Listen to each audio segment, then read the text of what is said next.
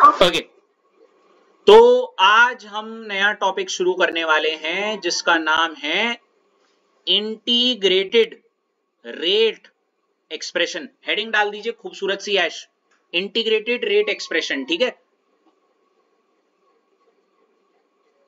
ऐश, हाँ जी sir. Heading डाल दी? हाँ जी। तो ऐश, इस टर्म को सुन के आपके दिमाग में क्या इमेज आ रही है? कुछ आ रहा है या नहीं आ रहा?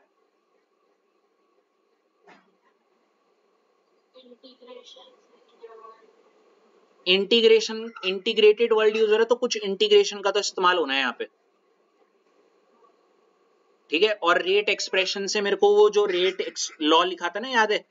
वो आ रहा है, जो कि ये दिख रहा है, हाँ है ना? बोले तो rate expression is nothing but ये है। ठीक है, तो इस पे मैंने इंटीग्रेशन अप्लाई करनी है। क्या अप्लाई करनी है? इंटीग्रेशन। तो हेडिंग डालने के बाद इसको शुरू करना। मान लेते हैं ऐश, मैंने क्या किया, मान लेते हैं कोई रिएक्शन ले ली ऐश, A plus B gives you product, और ए के आगे ये स्टोइकियोमेट्रिक कोएफिशिएंट ए है और बी के आगे स्टोइकियोमेट्रिक कोएफिशिएंट बी है, हाँ है ना? हाँ जी। इसका अगर मैं रेट लॉ लिखना चाहूं, रेट लॉ, तो आपको पता है वो रेट लॉ हो जाएगा के ए की पावर एक्स फिर बी की पावर वाई। अभी तक कोई दिक्कत? रेट लॉ क्योंकि मुझे पता है इज इक्वल टू क्या, रेट ऑफ रिएक्शन, है ना ऐश? तो रेट लॉ की जगह पे मैं क्या लिख दूंगा? रेट ऑफ रिएक्शन, और रेट ऑफ रिएक्शन हो जाएगा इक्वल टू के ए की पावर एक्स और बी की पावर वाई। ठीक है, इतना लिखो जरा फटाफट ऐश।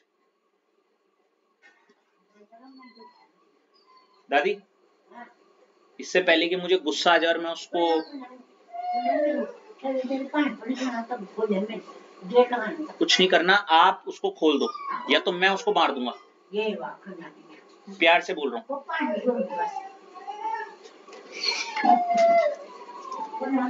एक बात समझ नहीं आती क्या?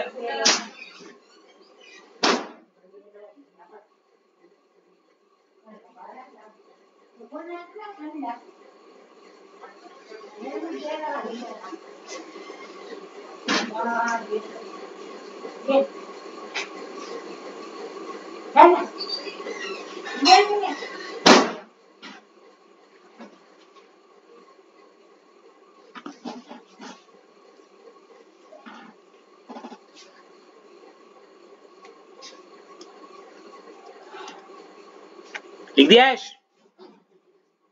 हाँ जी।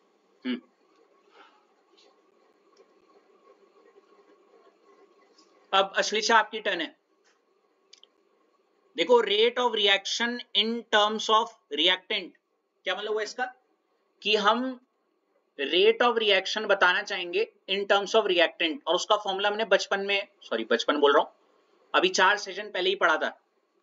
क्या होता है वो? माइनस का del are over del t, है ना? लिखो इसको।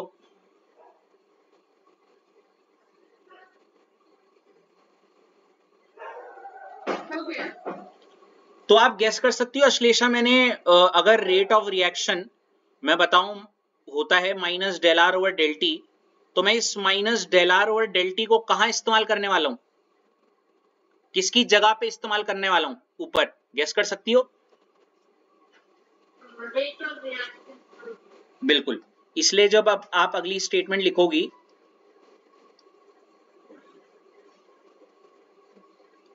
एक लाइन लिखना, मतलब सॉरी लाइन के लिखना, आप ये लिखना minus del are over del t equal to क्या, के ए की पावर एक्स और बी की पावर वाई।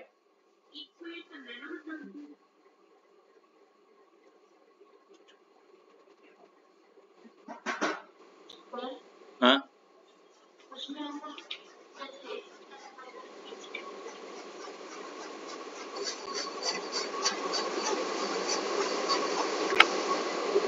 जैसे हम यहाँ पे रिएक्शन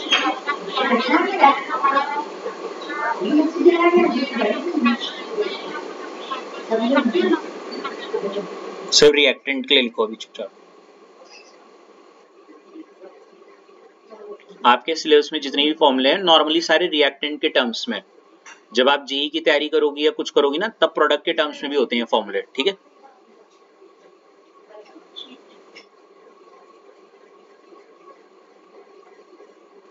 तो फिलहाल आपका आंसर ये होना चाहिए या आपका क्वेश्चन का आंसर ये होगा, सिर्फ किसके टर्म्स में बात करनी है हमें अभी?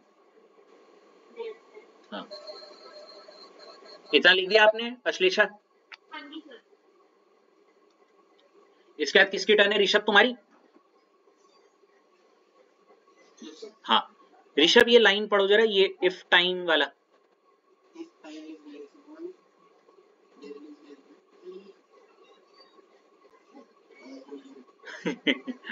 डेल्टा टी टेंड्स टू 0, इस लाइन का मतलब समझा सकते हो मुझे?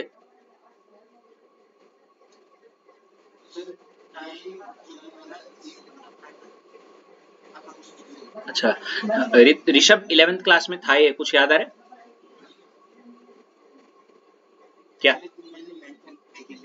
अच्छा कोई बात नहीं, हाँ वही है वो कि होता क्या है यहाँ पे, if time is very small, देखो अभी तक हमने ऊपर वाले फॉर्मूले में देखा कि del are over del T में change in concentration of reactant upon change in time, है ना। तो क्या बोलते हैं नॉर्मली, अगर ये जो चेंज इन टाइम है, क्या ऋषभ, अगर ये जो चेंज इन टाइम है ये बहुत बहुत बहुत छोटा है, मतलब 1 सेकंड भी नहीं, 0.0000 टाइप, समझ रहे हो? yes, तो इस लाइन को हम ऐसे लिखते हैं, टाइम इज वेरी स्मॉल, मतलब डेल टी टेंड्स टू 0, इसको होते हैं डेल टी टेंड्स टू 0, मतलब ना के बराबर, 0 के बराबर चेंज है टाइम का। yes, ऐसे केस में सिंपल शब्दों में हम यहाँ पे क्या कर देते हैं, जहां पे डेल है वहां पे एक शब्द का इस्तेमाल करते हैं डी, सुना है कभी 11th क्लास में, डिफरेंशियल। तो जहां डेल है वहां लग जाएगा माइनस डी आर ओवर क्या डी टी इक्वल टू, मतलब ये कहीं ना कहीं किसके बराबर है, minus del are over del t के, समझ रहे हो क्या बोलना चाह रहा हूं मैं? और अगर del are over del t के बराबर है minus d r over d t, तो गेस कर सकते हो ऋषभ मैं इस को कहां यूज कर लूंगा, ऊपर वाली इक्वेशन में, है ना। और ये सच के सवर के आ जाएगा ये क्या, माइनस डी ब्रैकेट आर या हाँ over d t equal to क्या, के ए की पावर एक्स और बी की पावर क्या, वाई, ठीक है। और इसको कर दो डब्बे में बंद,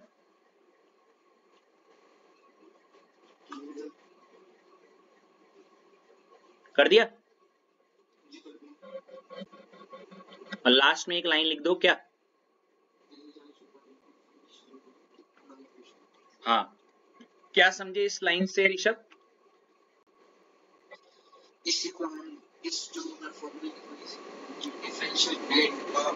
ये जो ऊपर बनाया है हमने इसी को हम बोलते हैं डिफरेंशियल, क्योंकि यहाँ डी का इस्तेमाल हो चुका है अब।